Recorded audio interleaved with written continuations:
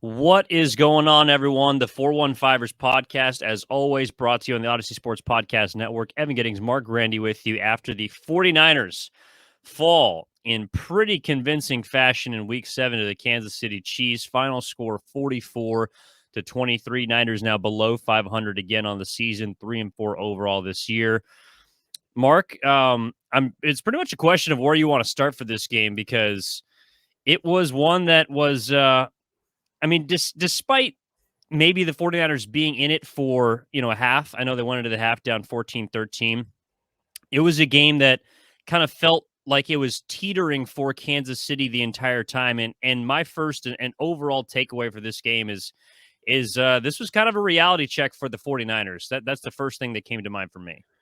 Yeah, I mean, this is the best team you've played all year. There's no doubt about it. And you come out, you play decent. You start well. You go down, you get a score. Your defense forces a turnover. You turn that into a touchdown. Suddenly you're up 10-0 early. But from that point on, it was all Kansas City. After that 10-0 start, they outscore you 44-13 the rest of the game. They scored touchdowns on 6 of 7 drives at one point, kind of in the middle stages of that game after their first drive. The offense settled for too many field goals. The defense could not get a stop. Special teams wasn't great either. It was not a good performance by any unit for the 49ers. And when you do that against arguably a top 2 team in the league, it's not going to be pretty. So an ugly game. You lose by 21. But despite all of that, I mean, you were in the game. You mentioned early they were also in the game in the second half. It was 28-23 after you get a touchdown. You have Kansas City in a third and long.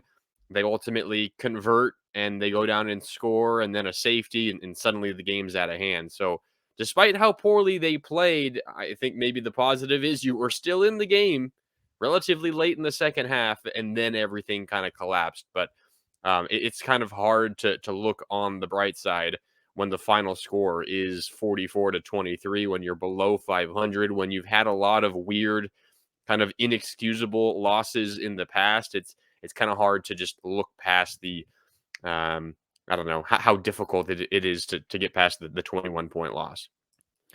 Yeah, and a lot of the issues, I know that Atlanta and Kansas City are very different teams, but it's sort of a lot of the overarching issues that a lot of Niner fans are concerned with, a lot of concerns I'm sure the team has, kind of carried over into this game, and one that I think people were hoping could extract sort of the best out of San Francisco, because while they'd been a team that had in the first 6 weeks, large in part, played down to their level of competition, they'd also played up to some of the teams that were better and had a few, pretty good performances. But Mm. Kansas City, I think, just looked like a team in a league of their own.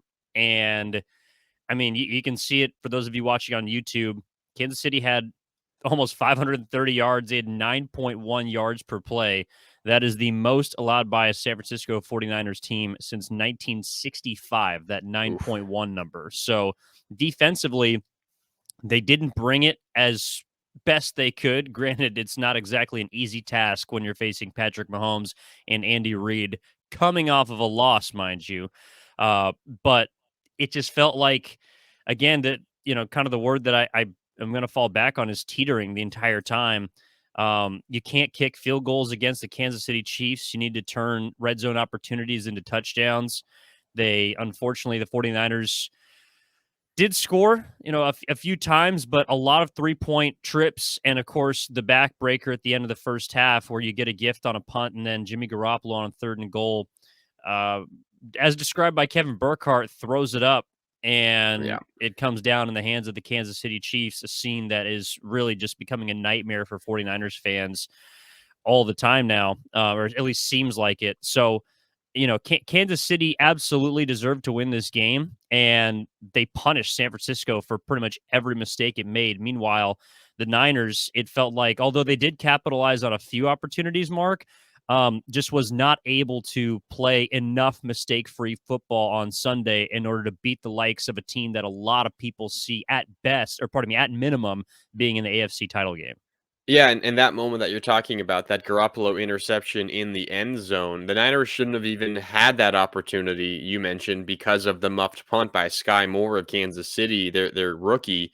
But the Niners shouldn't have even been punting the ball away. It was a 4th and 14, setting up a 51-yard field goal attempt, and Robbie Gould certainly capable of making that. He was good yesterday. He made a lot of field goals.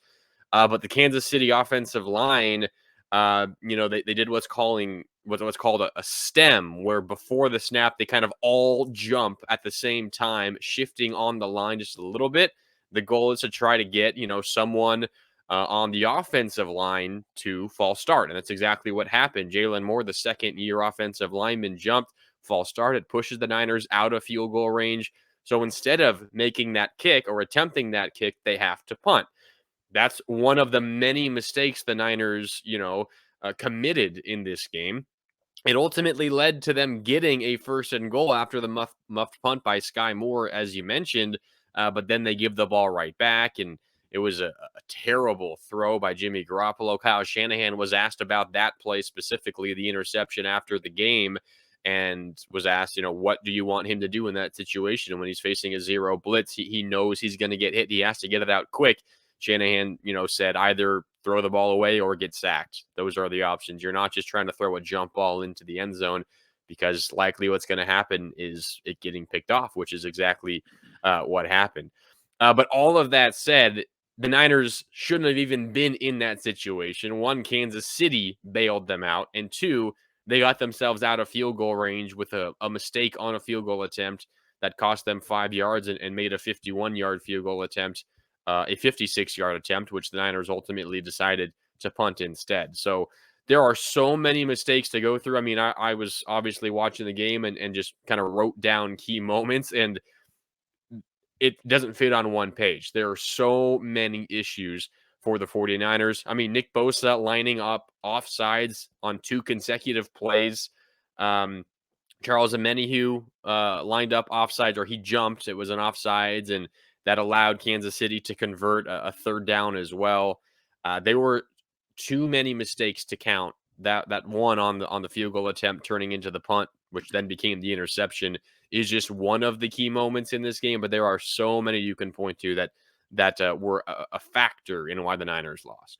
Well, let's go there then, because to me, where the game was not necessarily convincingly lost, but to me, where the momentum shifted, and I don't know if you're familiar with the literal term boat race, but it's where 2 boats will meet each other in the middle, and the one that's faster, once it draws even, it's already over. They're just simply going to take off and win the race as soon as they draw even with their opponent, and that's where I felt like the middle part of this game was. Mm-hmm. San Francisco got boat raced because on that possession that you mentioned that should not have been, after Sky Moore muffs the punt, 155, 3 plays later, 30 seconds later, Jimmy Garoppolo, who I've described as, we basically use a different word for the G acronym most weeks. Some weeks it's Jimmy Good. It's never really been Jimmy Great. On that play, it was Jimmy Good Lord. Like, what are you doing? Because that ball was thrown somewhere into the heavens. It was a Hail Mary from the 4-yard line, and his prayer was not answered. Yeah, And he said it was intended for George Kittle, but it was like 10 yards too short. I believe him. I believe it was, but it simply did not end up in the hands of anyone in a 49er uniform. Also, one thing that was brought up on the broadcast by Greg Olsen was the fact that Jimmy Garoppolo did have Jeff Wilson Jr. out of the backfield, wide open. Unfortunately, did not see him. And when you have that man coverage, someone's going to be open. He didn't find the right man, and instead chose to throw up a jump ball. After that, the Chiefs go the length of the field on 8 plays and 88 yards, and they miss a field goal going into the half. So there's still some, quote unquote momentum out there left for you to grab. But then immediately on the kickoff, and this was the most frustrating play to me of the game, where on the kickoff, Isaac Pacheco, promising rookie, goes 48 yards on the return, and Juwan Jennings inexplicably 3 steps after Pacheco's out of bounds shoves him into the bench. That's a 15-yard penalty. That is 63 yards on one play on special teams. And lo and behold, the Chiefs make you pay for it. They cap it off a couple minutes later with a CEH, Claire Edwards-Helaire 13-yard rush. And then from there, again, that's where the boat racing comes in. You were even. You were right neck and neck with the other boat, but the Kansas City Chiefs, once they found that sort of edge, that extra bit of wind that the 49ers essentially gave them by not being able to capitalize on a goal-to-go situation, not even getting 3 points out of it, but turning it over, and then on the ensuing kickoff, giving the Chiefs essentially 63 yards without having to run a single offensive play. That, to me, is where the game turned and where it was won and lost for the 49ers. Yeah, 100%.